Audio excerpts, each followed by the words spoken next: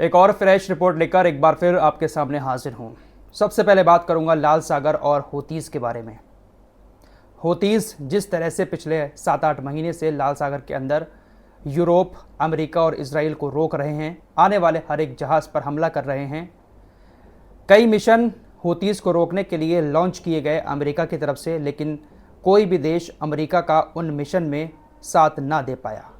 सभी देश भाग खड़े हुए लाल सागर से या फिर लाल सागर में आने के लिए मना कर दिया। फिलहाल इस वक्त में अमेरिका और ब्रिटेन की ही वायुसेना लाल सागर में हूतीज़ के ऊपर हमले किए जा रही है। अब ऐसे में खबर आ रही है कि यूरोपीय यूनियन ने भी एक मिशन हूतीज़ के खिलाफ लॉन्च कर दिया है। लाल सागर में जहाज़ों को हूतीज़ के हमलों से बचाने के लिए यूरोपीय यूनियन ने मिशन एस्पाइड्स लॉन्च किया है। ये एक नौसैनिक मिशन है। इस मिशन में यूरोपीय यूनियन के सभी देश शामिल हो सकते हैं। जिस तरह से मिशन लॉन्च किया है, सभी देशों को शामिल होना पड़ेगा, लेकिन मुझे उम्मीद नहीं है कि यूरोपीय यूनियन से जुड़े सारे देश लाल सागर में हूतीज़ के खिलाफ अपने नौसैनिक मिशन को अंजाम दें, क्योंकि सभी यूरोपीय देश जानते हैं कि हूतीज़ को लाल सागर में रोकना, उनके ऊपर हमला करना इतना आसान नहीं है। मिशन पहले भी लॉन्च हो चुके हैं, और अगर हूतीज़ को रोक पाना लाल सागर में इतना आसान होता तो अब तक ये तमाम देश लाल सागर में कब के उतर गए होते। हूतीज़ लगातार हमले किए जा रहे हैं, लेकिन पूरी तरह से रोकने के लिए कोई भी देश आगे नहीं बढ़ रहा है। तो ये मिशन तो यूरोपीय यूनियन ने लॉन्च कर दिया है। इस मिशन को लेकर इस साल की शुरुआत से ही यूरोपीय यूनियन कह रहा था कि हम लॉन्च करेंगे, लेकिन लॉन्च कर दिया है। लेकिन देश शामिल होकर यूरोपीय यूनियन के इस मिशन में लाल सागर में पहुंचे, तब मानेंगे कि यह मिशन कामयाब हुआ है। लेकिन उम्मीद बहुत कम है कि सारे देश हूतीज़ के खिलाफ हमला करने लाल सागर में उतरे। फिलहाल अगली खबर की तरफ चलते हैं। इजरायली सेना ने इस बात को एक्सेप्ट किया है कि पिछले 24 घंटे में हमारे 23 सैनिक घायल हुए हैं।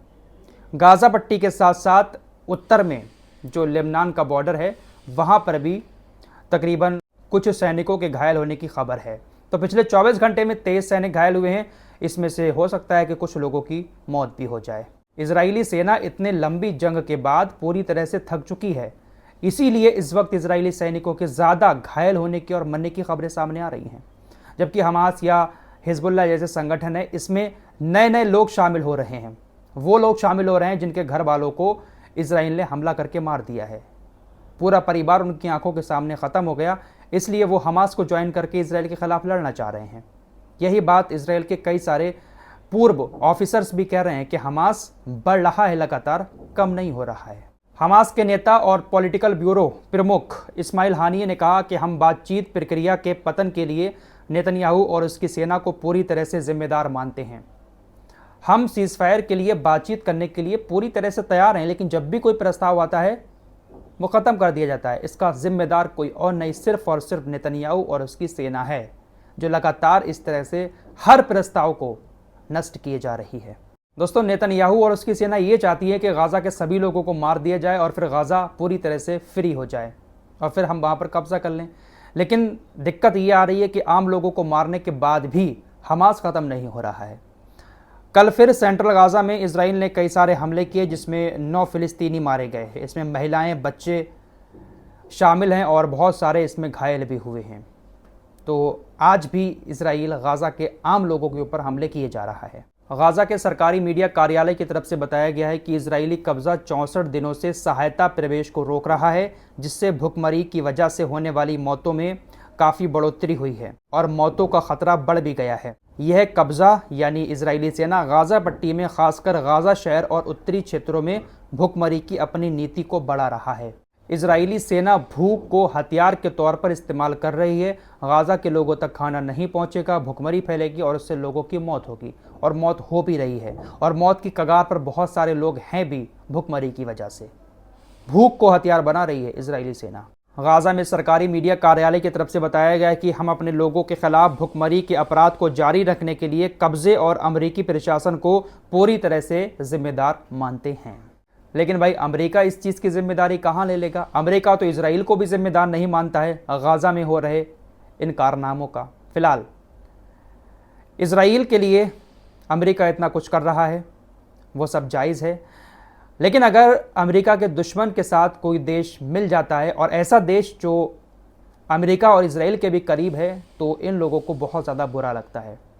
मैं बात कर रहा हूँ भारत की। भारत के प्रधानमंत्री नरेंद्र मोदी रूस की यात्रा पर गए हैं। उन्होंने व्लादिमीर पुतिन के साथ बहुत अच्छे से मुलाकात की, उनको गले लगाया, बहुत लंबी चौड़ी बातचीत भी हुई।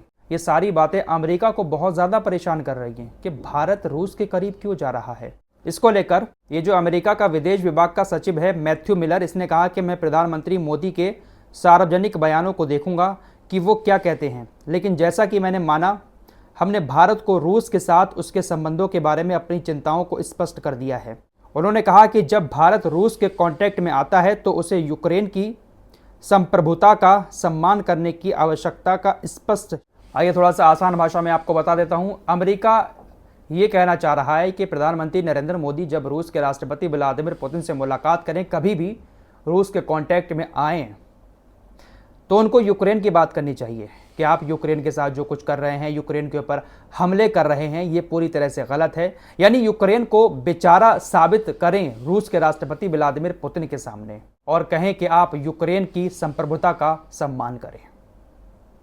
अमेरिका प्रधानमंत्री नरेंद्र मोदी को तो इस तरह का ज्ञान दे रहा है, लेकिन क्या अमेरिका ने ये बात कभी इजराइल से कही है कि आप गाज़ा के लोगों की संप्रभुता का सम्मान करें? गाज़ा के आम लोगों को आप जिस तरह से मार रहे हैं, मारना बंद करें। अमेरिका इजराइल से ये बात कभी नहीं कहेगा। लेकिन भारत के प्रधानमंत्री नरेंद्र मोदी अगर रूस के राष्ट्रपति से मुलाकात कर रहे हैं तो ये अमेरिका के लिए बहुत बड़ी चिंता पैदा कर रहा है और उनको ज्ञान दिया जा रहा है। देख रहे हो विनोद, क्या चल रहा है। इजराइल की हिब्रू मीडिया के चैनल 12 ने बताया कि सेना का आकलन है कि अगर युद्ध रुका तो हमास कभी भी सीमा के पार हमला करने में सक्षम है और उसे पार करने में भी सक्षम हो सकता है। ऐसा माना जा रहा है इजराइल के अंदर कि अगर ये जंग रुक जाती है तो हमास के पास इतनी ताकत है कि वो सीमा पार कर सकता है और सीमा पार करके हमारे देश के अंदर फिर से घुस सकता है और इजराइल के बॉर्डर पर बड़े हमले भी कर सकता है। उधर खबर उत्तर कोरिया से आ रही है। उत्तर कोरिया ने पहली बार रूस के अंदर अपनी सेना को उतार दिया है। हालांकि ये सेना वहाँ पर ट्रेनिंग लेने जाएगी, लेकिन ये पहली बार हुआ है जब उत्तर कोरिया ने अपनी सेना को रूस के अंदर भेज दिया है। रूस और उत्तर कोरिया के बीच काफ़ी लंबे टाइम से ये बातचीत चल रही थी कि हम अपनी सेना को एक दूसरे के यहाँ भेज सकते हैं, कभी कोई जंग का मौका आता है तब भी भेज सकते हैं। फिलहाल अब ट्रेनिंग लेने के लिए रूस के अंदर उत्तर कोरिया की सेना पहुँचने वाली है। अब ये चीज़ भी अमेरिका और इसराइल जैसे देशों को काफ़ी चुभ सकती है। उधर हिजबुल्लाह ने एक बार फिर से इसराइल में हमला किया, जिसके बाद इसराइल में आग लग गई। एक बार फिर से हिजबुल्लाह ने इसराइल को जला दिया। एक रॉकेट के गोशर होटल से टकराने की खबर है और एक रॉकेट सीधे बर्जा से टकराया है। एक कॉर्नेट मिसाइल पश्चिमी गलील में अबीबिम बस्ती के पास एक सैन्य लक्ष्य पर गिरी है। साथ ही हिजबुल्लाह ने साफ किया है कि मंडे के दिन यानी 8 जुलाई को इस्लामिक प्रतिरोध के मुजाहिदीन ने उपयुक्त हथियारों के साथ मेटुल्ला और अल मनारा कॉलोनियों में इजरायली सैनिकों द्वारा इस्तेमाल की जाने वाली इमारतों को निशाना बनाया। तो लगातार हिजबुल्लाह उस एरिया पर हमले किए जा रहा है।